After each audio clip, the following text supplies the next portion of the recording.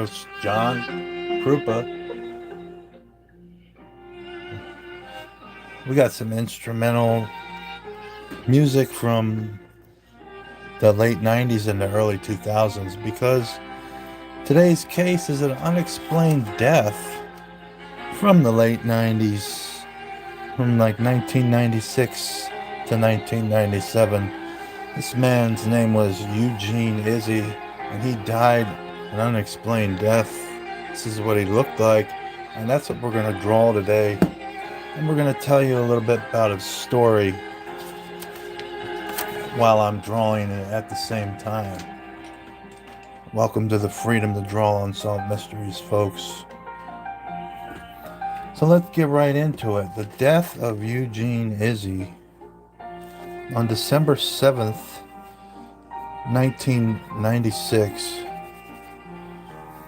A famed crime novelist, Eugene Izzi's body was found hanging outside the window of his office in downtown Chicago, Illinois, on the busy Michigan Avenue. Authorities and his family all concluded his death was by taking his own life, but many fans questioned the circumstances of his death, as he was found wearing a bulletproof vest with brass knuckles, pepper spray, and notes regarding threatening phone calls in his pockets. He was also carrying a CD with a draft of an unfinished manuscript. Ironically, the circumstances surrounding his death matched one of the scenes in the manuscript. A loaded gun was found just inside the window on the floor of his office. Apparently, Izzi had been investigating a white supremacist group for a writing project at the time of his death, leading many to suspect foul play.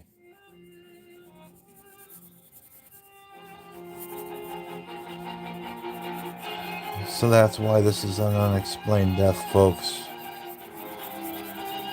There's many ways this guy could have bought it. We're not really going to theorize here. We're just going to ask a lot of questions. Important questions today about this guy.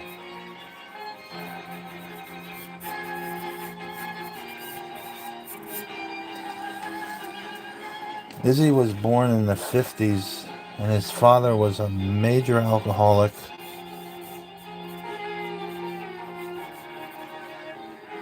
who was in and out of jail. So this is maybe a contributing factor to why Izzi loved to escape his life by reading books. He loved crime novels.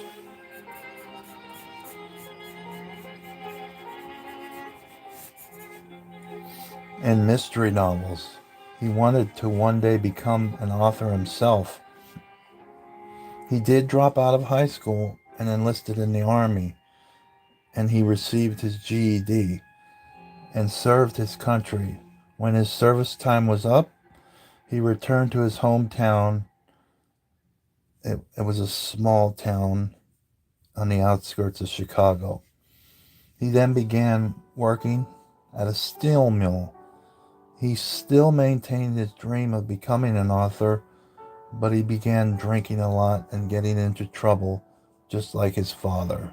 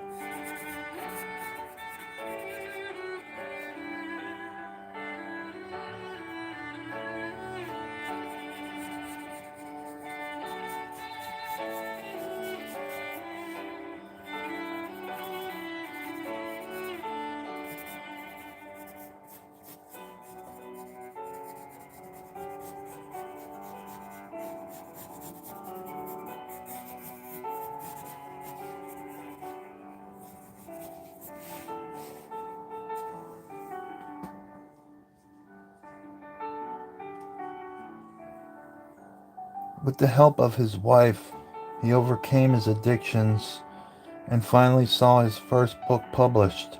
He then began a successful career as a crime author.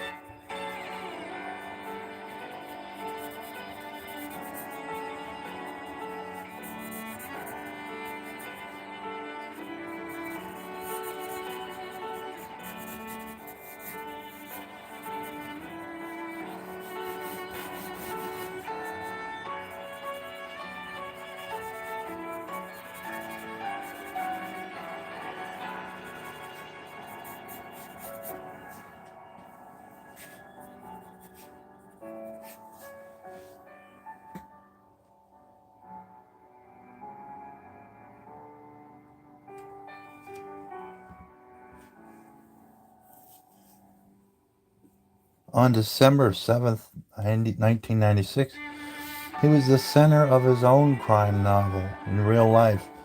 He had a writing office in downtown Chicago, and someone on a lower level had seen a man hanging by his neck on the 14th floor of the same building. The man was Eugene Izzi. When investigators walked into the crime scene, they saw a loaded .38 pistol lying on the floor. Eugene began to carry a gun because he was receiving death threats on a regular basis. They pulled Izzi's body in from the rope he was hanging from, and they discovered he was wearing a bulletproof vest, and the rope was attached to a metal writing desk he was using in his office to write his books. They also found several odd things in his pockets: $481 in cash, the death threats he had been receiving, the letters, the brass knuckles, pepper spray, and 3 floppy disks or 3 CD disks that contained an unwritten novel that he was working on. Also contained manuscripts of threatening voicemails. From the looks of the crime scene, it did not seem like Izzi was prepared to unalive himself.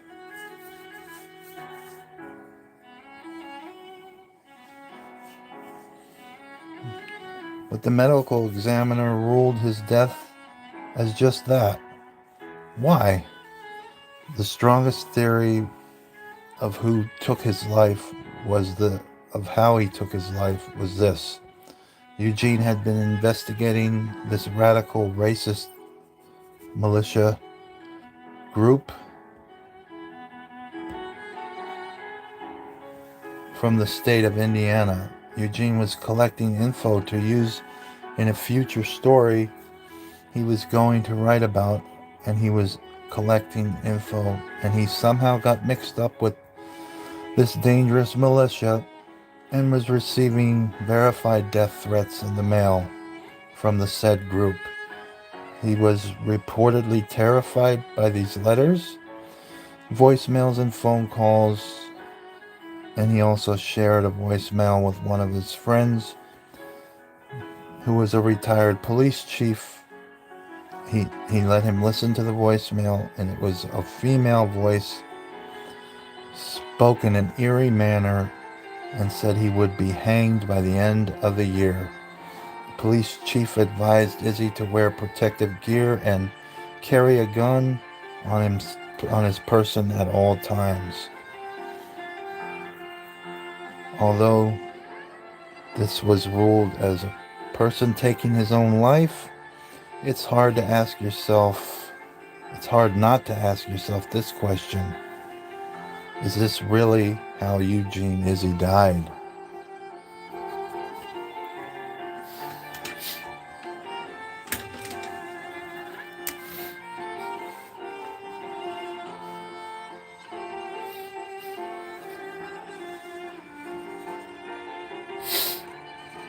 Guy was a big dude, too.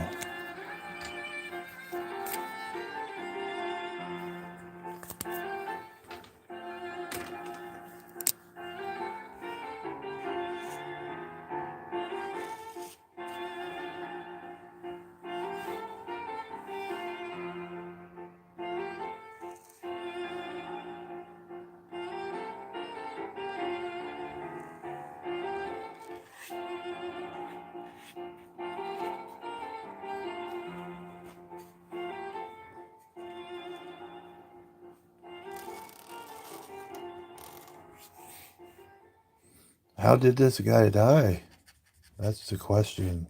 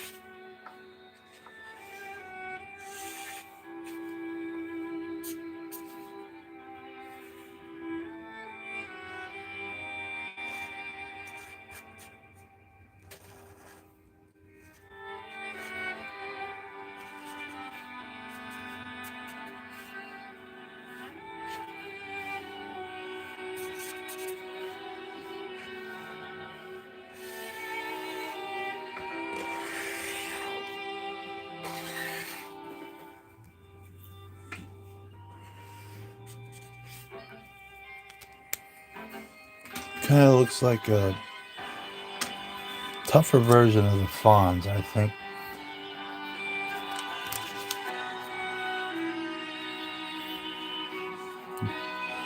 Izzi wrote many novels set to the true crime genre before it was a genre. Eugene was only 43 when he died. When he was found dead, a magazine article quoted him as being a man built of a big stature. And you could tell by looking at him here. Here's the real life picture. He's a big dude. He looks, like a tank. He looks like he's built very thick, like it would be hard to get him out of a window,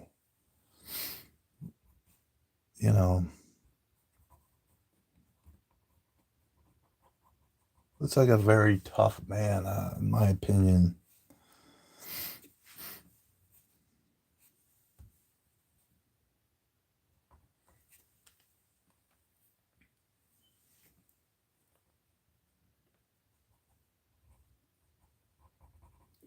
It looks like if he pissed him off too, he would definitely make you remember tangling with him.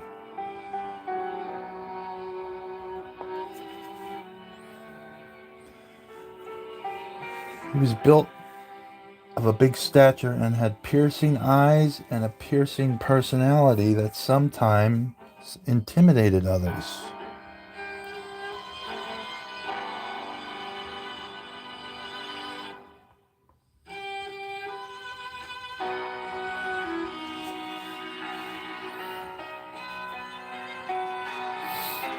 But also intrigued those that were not intimidated. Eugene grew up in Chicago and wrote his books based on Chicago. He grew up on the outskirts of Chicago.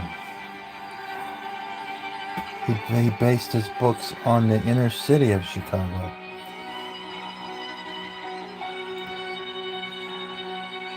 He grew up in a rural section of Illinois, which was not far from the city of Chicago. Izzi's mom and dad were both abusive towards him when Izzi was in his formative years. Izzi's sister quoted on saying that when his father wasn't doing crime or in jail, he would spend his time using Eugene as a punching bag.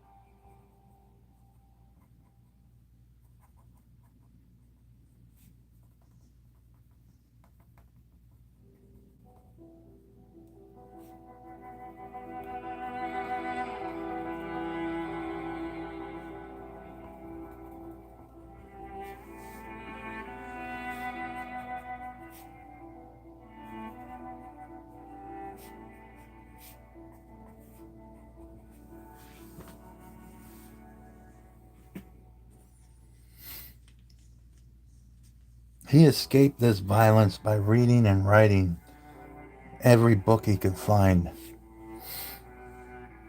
He did drop out when he was 16 years old of high school and then enrolled in the Army. And in 1972, he came back to his little hometown near Chicago to work in a steel mill.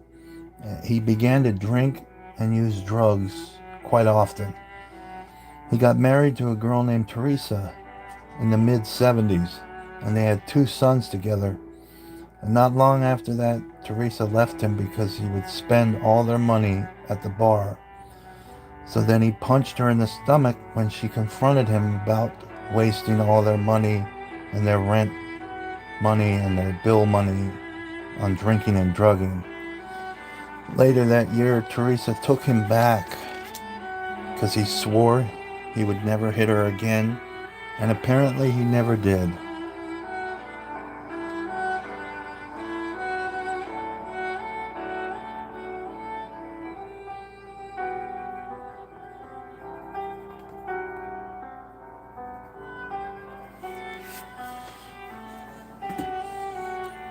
He wrote a lot, but nothing was published until he wrote a novel called The Take.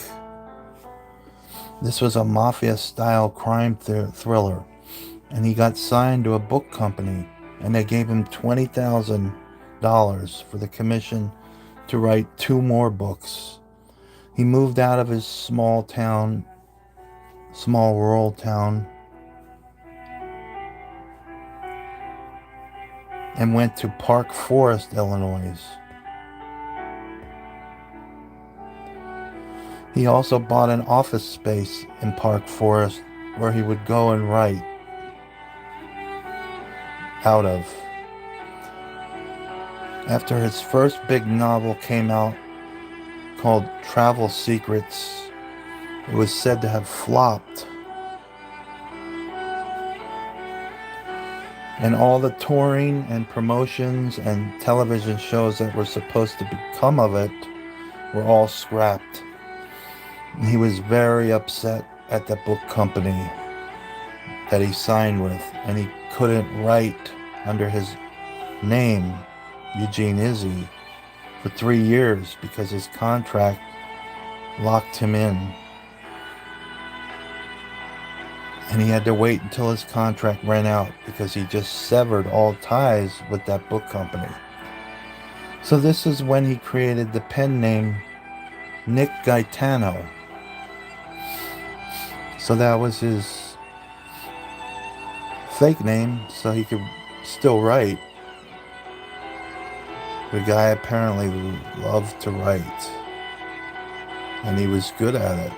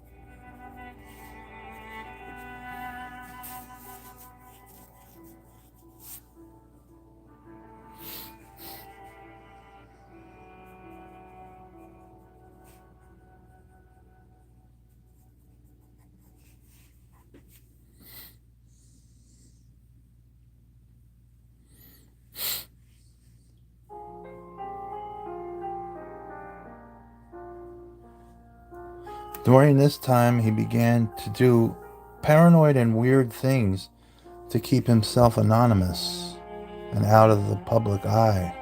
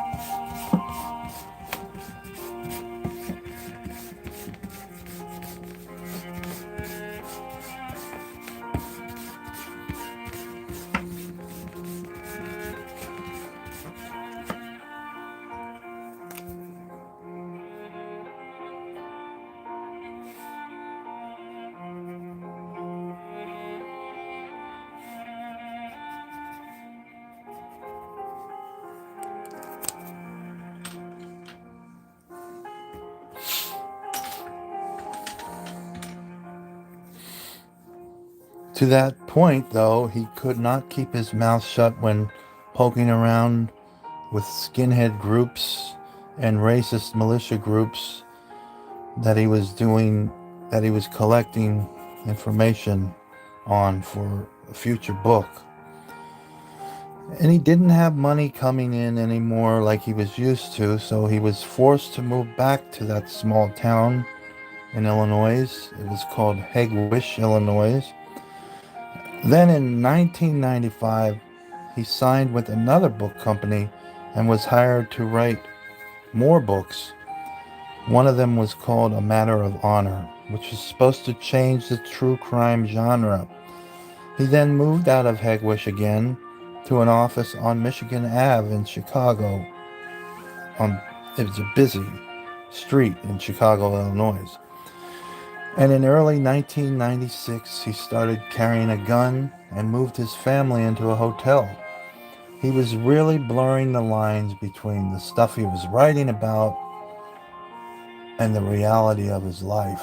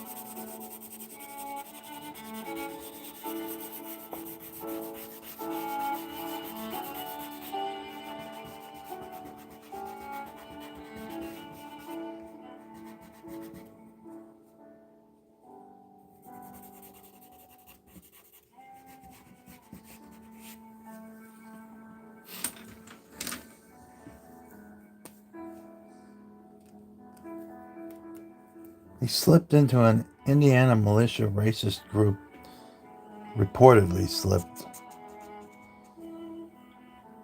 and they soon in turn found out he was a writer and became very angry with him and started threatening his and his family's life. Then in late 1996, a doctor on a lower level of the same building that he was on saw a man dangling from the 14th floor of the building. It was Izzi.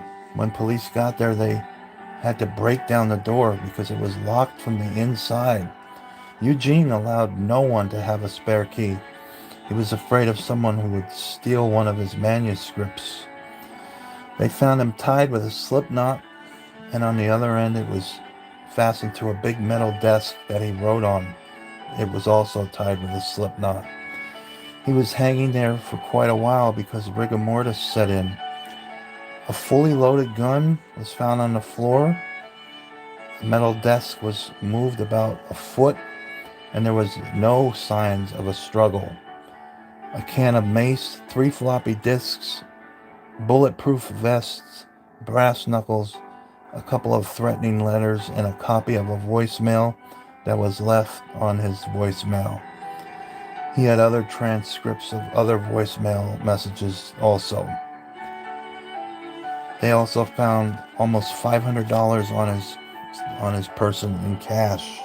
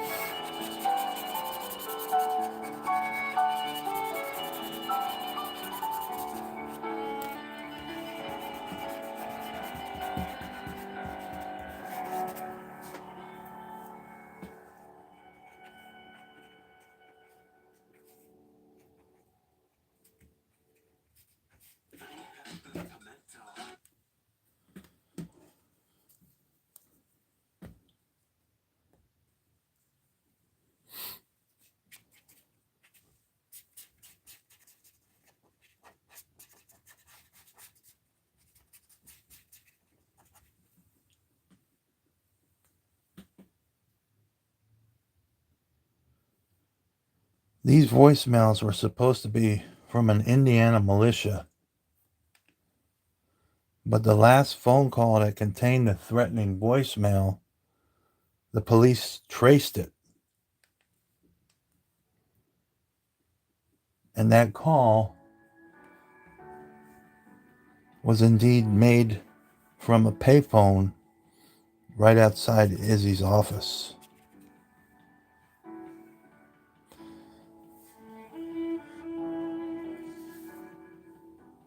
In Chicago, Illinois. The detectives theorized that she was the lady on the voicemail. She was reading from a script and not making a death threat at all to Eugene. The police traced Izzi's last phone call, and it was made the night before, and it was to one of his sons. And he asked if his son had a spare set of keys, and if he did, to bring it down to his office.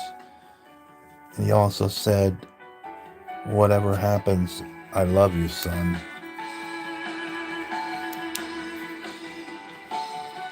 Was this so his family wouldn't find him in this state of hanging from a building? It's a good question.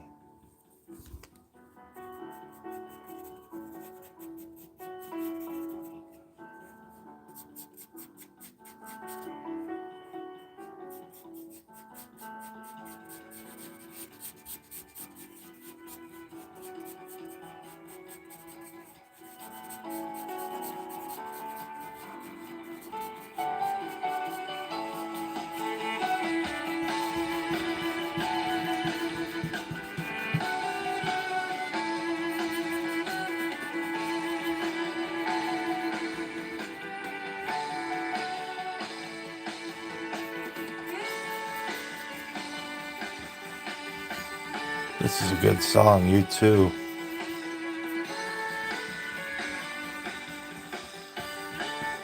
Haven't heard this one in a while.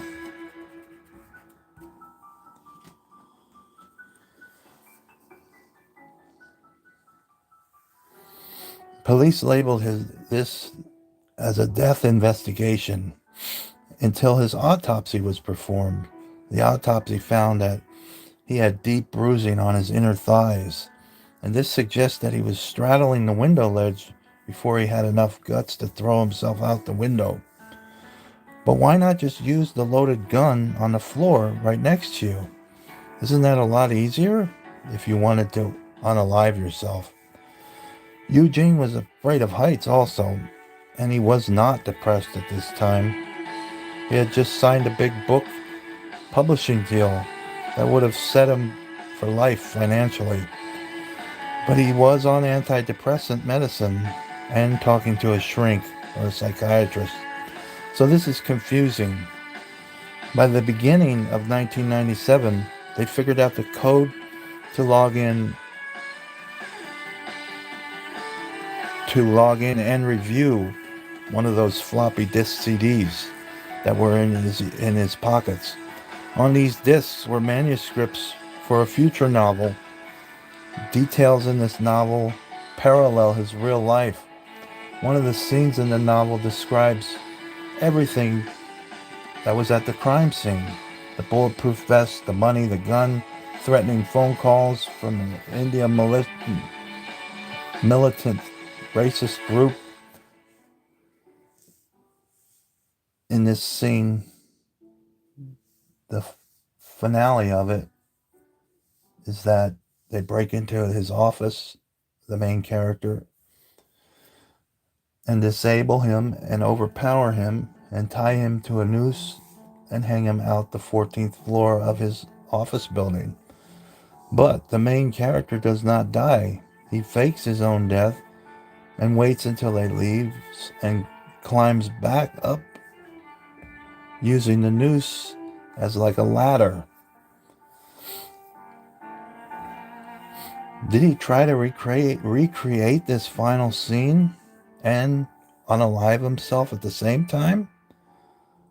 He was known to go to extremes when researching for one of his books.